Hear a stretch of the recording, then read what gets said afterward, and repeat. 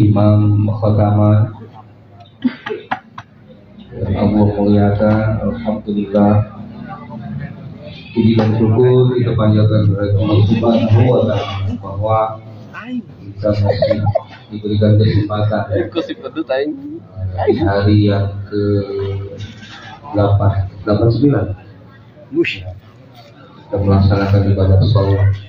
Mudah-mudahan kita diberikan kekuatan oleh Allah Subhanahu wa Ta'ala, diberikan kemampuan untuk bisa melaksanakan tugas ibadah saum ini sampai menjelang akhir dalam bulan Ramadan yang penuh dengan berkah ini. Jadi rahimahumullah, bulan puasa sekarang berbeda dengan bulan puasa yang lalu dan belum tentu sama dengan bulan puasa yang akan datang. Begitulah jalan waktu. Jadi waktu terus berlalu dan setiap saat yang dilalui itu tidak sama. Oleh karena maka jangan sia-siakan waktu ini agar tidak menjadi sia-sia. Maka jangan sampai kita ini menjadi orang yang rugi karena kita mensia-siakan waktu ini. Maka Allah pun bersumpah pada waktu wal asri innal insana lafi khusr illa alladziina aamanu. Dari orang-orang yang beriman wa amilu sholihat dan beramal saleh. Atau sobilah wa jadi kecuali orang-orang yang beriman dan beramal saleh. Iman bentuk ibadah, salah satu bentuk ibadah yang bersifat pada Allah. Wa amilu sholihat itu lebih pada ibadah yang bersifat horizontal. Maka ada ibadah itu hablum minallah, hablum minannas. Hablum minallah. Jadi ada keterhubungan, ketersambungan di dalam ibadah ini menuju Allah melalui hubungan dengan alam, dengan kehidupan. Nah, maka menjadi sempurna di dalam ibadah kita ini ketika itu berbanding lurus antara ibadah pada Allah dengan hablum minannas. Kalau masih berbandingnya belum lurus, belum sama, ada masih yang kurang-kurang, maka tinggal ditingkatkan saja dan harus waspada terhadap keadaan seperti itu. Jadi jangan merasa bahwa ketika kita sudah melaksanakan ibadah yang langsung pada Allah berupa keimanan dan ibadah amal-amal yang bersifat langsung mahdoh, yang itu sudah bagus di dalam ibadah, sampai-sampai kita banyak predikat ini dari orang-orang yang tahu keadaan itu, disebutlah kita ini ahli ibadah, disebutlah kita ini orang soleh, akibat yang kita selalu melaksanakan ibadah makhluk ini. Lalu jangan serta-merta kita berpuasa diri di situ ketika ibadah yang baik itu belum melahirkan hablum minannasnya. Nah, maka pemahaman itu harus dibumikan. Jadi bagaimana kita bisa membawa asal di dalam kehidupan amal soleh. Maka jadi soleh itu tidak cukup soleh sendiri saja pada Allah, tapi tidak soleh dengan yang lain. Jadi harus ada soleh yang lain. Nah, Bapak dan Ibu rahimahumullah, kalau kita mau terus melatihkan pikir yang ditalkinkan, bahasa latihan itu berarti diriadohkan. Jadi riadoh itu latihan. Latihan untuk apa? Ya untuk supaya mantap pikirnya. Jadi latihan riadoh bukan untuk gagah-gagahan, tapi untuk melahirkan kekuatan supaya pikir kita ini lapak cek Sunda. Jadi ada asal kelihatan uang dari pikir berdampak. Nah, maka bagi kita, saya khususnya yang merasa diri masih belum bisa mengendalikan hawa nafsu, yang masih seringkali dilalaikan dengan nafsu, maka zikir jalan menjadi utama. Nah, gitu ya. Jadi secara umum kaidah itu lebih utama zikir khafi dari zikir jalan. Maka imbangannya satu kali khafi, dia ingat Allah mengimbangi 70.000 zikir jalan. Gitu. Nah, kemudian tarikan jahar ketika dari bawah pusat menuju himar ini dengan dipanjangkan lari itu bisa menghancurkan 40 dosa besar. Zikir jahar berarti kalau zikir hobi berkali lipat lebih. Tapi bagi kita, saya yang merasa masih sulit mengendalikan hawa nafsunya, masih dilalaikan, digoda terus, zikir jahar yang utamanya. Nah, itu yang harus dikejarnya itu zikir jahar. Nah, maka latihkan zikir jaharnya. Jadi cara melatihkan itu, latihan di zikir jahar itu, kalau kita belum istiqomah dengan 165 pada sholat ini, di situ dulu riadokannya. Jadi sesiduk apapun saya paksakan deh 165. Nah, itu. Dan ternyata bisa ketika dipaksakan. Nanti itu berlanjut. Dan berarti latihannya sukses tuh. Riadonya. Nah, nanti setelah itu, setelah 165 nya terus dilakukan videonya, berlaku semua waktu, tidak terhalang lagi dengan kesibukan, tinggalkan lagi. Jangan dulu merasa berbangga lagi juga di situ, ya kan? Nah, kadang-kadang kita selalu ada jebakan di situ. Mentang-mentang kita sudah bisa setiap waktu 165, lalu berbangga lagi ini. Nah, kan selalu sudah merasa hebat jadinya. Memang itu hebat gitu. Dengan bisa begitu itu luar biasa, tapi tidak dari aku gitu. Itu yang dia nggak boleh, yang menjebak pengakuan itu. Nah, kemudian tinggalkan, jangan cukup angka 165-nya, karena angka 165 itu angka latihan. Tingkatkan, tapi cara meningkatkannya dalam latihannya jangan langsung loncatannya jauh, harus ada tahapan juga. Bagaimana cara tahapannya? Sesuaikan dengan perkiraan zon kita. Zon tapi yang yakin saya mampu. Misalkan dari 165, dua kali lipatnya 300, nah misalkan. Jangan dulu 165 langsung 1000. Gitu. Jadi jangan justru karena didorong semangat yang luar biasa, lalu main loncat aja. Kemudian dari 165 langsung 1000, apalagi 10.000, 100.000. Bertahap, ya angka-angkanya. Dan istiqomahkan dulu di angka itu yang kita sudah latihkan, mau latihkan. Nah, kemudian bedanya kalau di dalam riyadah tuntunan pokok ini tidak harus mintakan ijazah. Nah, itu. Jadi sudah dengan ijazah awal talqin. Karena talqin itu sekali, yang beberapa kali itu namanya tajadud. Artinya bagi yang sudah talqin tidak usah minta talqin lagi, karena talqinnya sudah.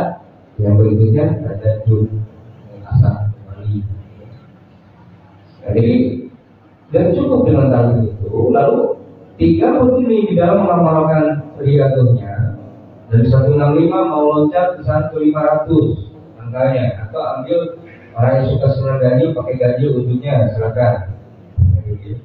Tapi jangan begitu itu karena hitungan-hitungan yang arahnya macam-macam juga. Gitu. Jangan ditarik-tarik kepada inilah ya angka-angka ini. Anggap 500. Nah, wah saya 500-nya baru subuh aja. Ya udah. Saya pengen juga nih isanya. Nah, kalau zuhur misalnya masih ada kayak kuliahnya di subuh, setiap subuh dikitnya nanti tidak bisa. Udah istiqomah bisa subuhnya 500 nih. Nanti kata lagi. Nah, nanti sampai pada tahap riadonya sudah bukan hitungan lagi, tapi pakai waktu. Pakai waktu misalkan 1 jam. Kalau habis sholat bikin saya 1 jam. Nah, gitu ya. Tengah malam, zikir saya harus 1 jam, tawadhunya harus 1 jam. Latihan. Jadi tidak harus dijasa. Ya, nanti di dalam mengamalkannya diwaspadai ketika saya bila mengamalkan zikir ini, kalau zikirnya sudah sesuai dengan tuntunan yang benar, tidak keluar relnya jalur, nanti itu dirinya dibimbing dulu dengan bimbingan. Nah, dengan bimbingan guru, nanti guru beri melalui guru ini Allah berikan kenikmatan melalui guru yang sampai kita nikmat dalam zikirnya. Hati-hati, jangan kenikmatan. Nah, sudah tinggal diwaspadai. Jadi ketika kita melihatkan zikir yang banyak ini, maka ketika masuk pada tahap yang nikmat benar zikir ini, sampai nggak mau berhenti, nah dia, tapi masih terkontrol, maka hati-hati di situ. Kalau sekiranya kenikmatannya bisa terkontrol, silakan lanjutkan. Tapi kalau sekiranya kita ragu, khawatir jadi kenikmatan, kalau sudah nama kenikmatan berarti nikmatnya berlebih, nanti akan melupakan yang lain. Kalau begitu, nah ini yang harus dikontrolnya. Kalau sekiranya khawatir begitu, jangan terusan, berhentikan. Gitu, cukup. Dan dengan diberhentikan itu bukan berarti kita membatalkan dialognya, bukan, gitu ya. Jadi nantinya pun dialog itu bukan bicaranya di angka-angka, tapi dialog itu dianggap sukses dalam dialog itu ketika dialog yang dilakukannya dengan sungguh-sungguh semata-mata supaya meningkatkan kualitas hidup. Jadi kalau sungguh-sungguh ini, nanti guru yang membuat dialognya selesai, tamat. Bukan kita yang mengamalkan itu.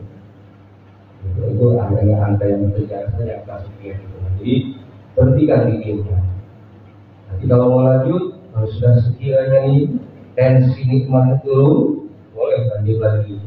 Nanti baru beberapa tanjakan, kira gitu, udah mau kenceng lagi, mau nikmatnya ini. Nah, kita lebih tarik dulu gitu.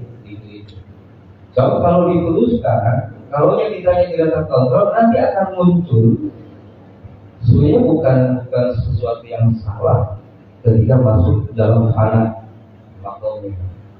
Jadi fana itu rusak jismani, tapi secara hakikat sempurna. Jadi rusak di situ bukan rusak secara yang bernilai tidak baik dari sisi syariat, tapi nanti dampaknya secara syariat itu terkadang memunculkan dampak yang akhirnya menimbulkan fitnah. Itu yang harus dijaga. Jadi bukan tidak boleh mengejar nikmat mengejar nafsu juga, meneruskan nikmat tadi bukan tidak boleh, tetapi yang perlu diwaspadai yang itu minta di kondisi itu. Nah, kalau dampaknya ada akibat itu, lalu kita melahirkan sikap yang menimbulkan fitnah, maka secara syariat akhirnya kita sama. Jadi kenapa seorang sesi dijelar, kenapa seorang al-halaj itu secara hakikat tidak salah, salahnya secara syariat, gitu. Jadi hukumnya secara syariat, ya, secara syariat itu ya bukan syariat, namanya juga syariat. Tapi secara hakikat begitu adanya. Nah, begitulah ini juga jaga, jangan terlalu tertarik ke bawah ke alam sana, kalau gitu bahasanya. Sementara kita sedang misi, ayo balik lagi, jangan dulu ke sana, kayak gitu. Nanti ada waktunya kalau ke sana. Kita di sini dulu, balik lagi kembali ke sana. Maka kalimat sayyiduna di akhir itu kalimat sayyiduna Muhammad Rasulullah itu dalam upaya mengembalikan kondisi yang kita mau ke sana, dibalikan lagi ke sini gitu. Kembali ke semula kepada syariatnya. Itu sebetulnya ketika kita ucapkan di dalam itu Sayyidina Muhammad Rasulullah. Maka itu kalimat itu Bapak Ibu bisa nanti dibacakan ketika ketemu dengan saudara kita yang ucapkan saja kalimat Sayyidina Muhammad Rasulullah supaya kembali ke semula. kembali ke kemudian, kembalikan lagi. Begitulah. Kenapa? Karena kesempurnaan bagi Rasul secara sempurna antara makhluknya dengan penuh-minanatnya dengan penuh alam. Jadi terjadi kesempurnaan dan syariat kita itu bagi Rasul. Jadi maka orang yang luar biasa secara itu bukan dilihat dari syariat yang dia memang secara ubudiyahnya luar biasa tadi, yang orang anggap ahli ibadah tadi, tapi tidak berdampak lurus melahirkan akhlak mendominasi yang baik. Nah, maka yang luar biasa ketika terjadi kesempurnaan, ya ibadahnya kita tingkatkan secara optimal, luar biasa banyaknya ibadah kita, tapi juga luar biasa akhlak yang lahir dari diri kita bersikapi alam kehidupan ini. Tanbih mengajarkan itu, maka tanbih ini buah daripada fikir. Jadi sebenarnya kita ini di masanya Nusi dan para sahabat ini luar biasa. Semua sudah diadakan contohnya, bukti buahnya, sampai tandinya itu diberikan. Dulu sebelum ada tandi mereka benar-benar nggak tahu. Yang penting didir, nggak tahu harus wali sekarang tandi patokan. Jadi tinggal sesuaikan dengan tandi kan. Kalau sekarang belum sesuai tandi, harus tinggal didir. Dulu nggak ada tandi, nggak ada patokan ukuran. Sekarang ada tadi, kita mudah saja. Kalau kita akhlak kita ini, sikap kita ini, pemahaman kita ini masih bertabrakan dengan tadi, maka kembalikan pikirnya. Karena kuncinya di situ, pikirnya ada yang belum beres, belum benar, belum pas.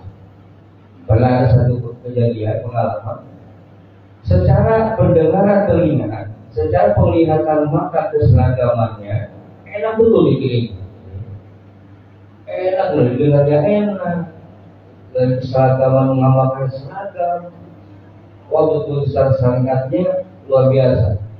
Tapi ternyata itu belum tentu pikirnya yang betul-betul mengenal.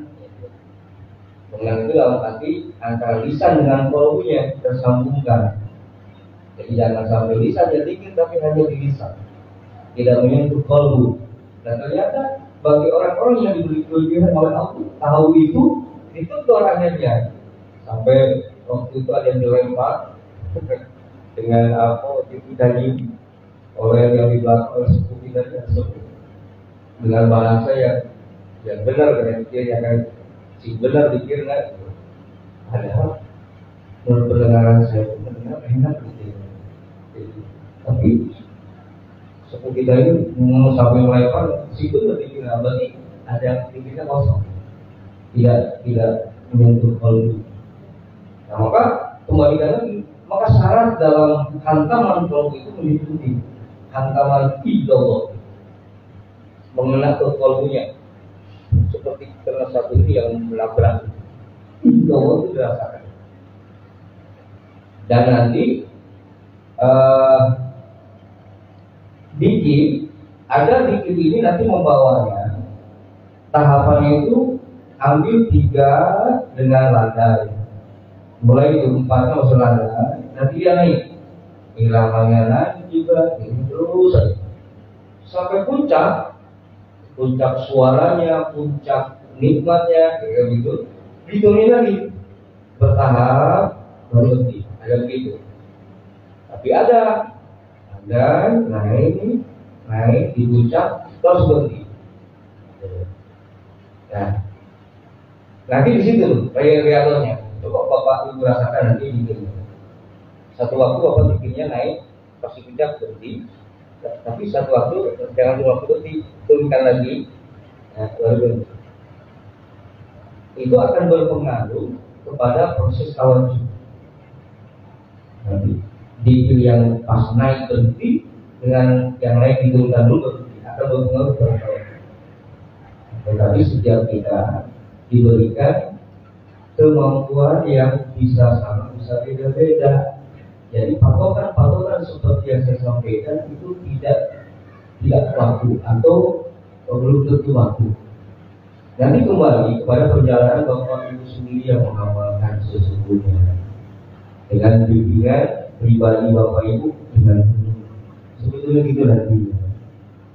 Nah, maka nggak ada beberapa ikhwan kita yang menyampaikan, saya kalau misalkan bikin atau sedang tawadhu kok kan harusnya ke kiri ya kalau kita hobi kayak gitu. Tapi kok saya nggak mau begini, mau lurus kayak gitu. Yang begini mulutnya, tapi ada juga yang kok saya ke kanan kayak gitu. Ya, nggak aneh kan. Jadi, nah ada yang begitu diperjalankannya. Ada yang misalnya kalau dikir dia pengennya bawanya lari terus dikirnya, nggak bisa dibawa pelan ya, pengennya lari saja. Nah maka harus lihat sebetulnya kondisi saat mana kita berpikir. Kalau berjamaah, ya kita harus ikuti umumnya. Dalam berjamaah boleh tahu sendiri.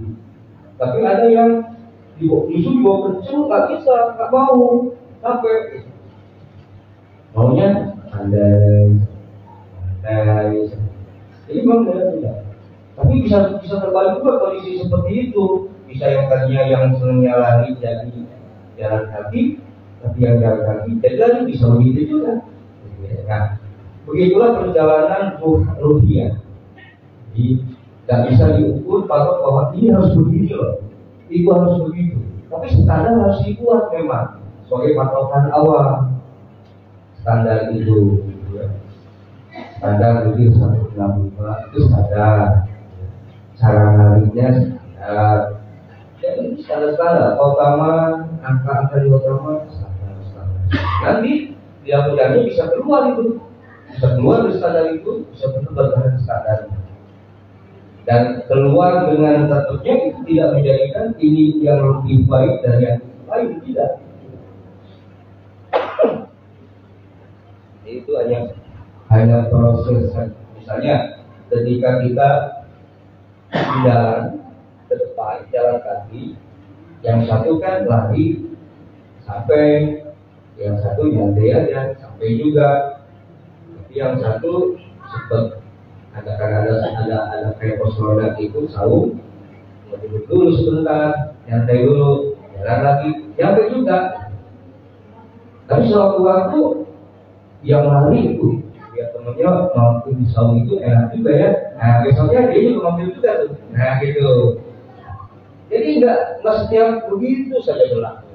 Nah maka untuk itu kita tidak punya hak di dalam memberikan hukum menjadi hakim terhadap termasuk sama sendiri, jangankan pada yang lain, sendiri saja nggak boleh jadi hakim, menghakimi sendiri.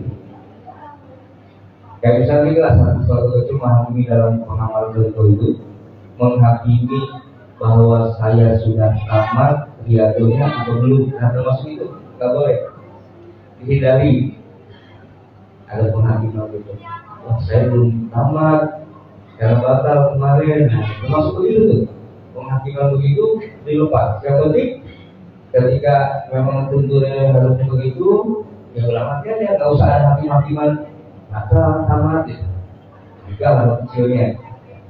Jadi termasuk apa yang diamalkan sendiri, amal ini dan menghakimi amal yang lain gitu ya.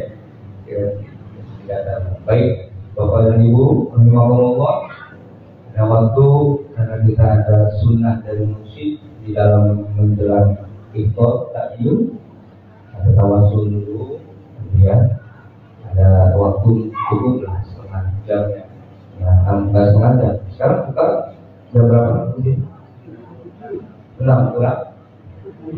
Kurang dua ya. Nah, jadi ini ada waktu untuk bertawasul dengan harapan mudah-mudahan ibadah saum kita ini ibadah saum yang diberkahi melalui berkah-berkahnya para guru-guru kita dengan tawasul ini.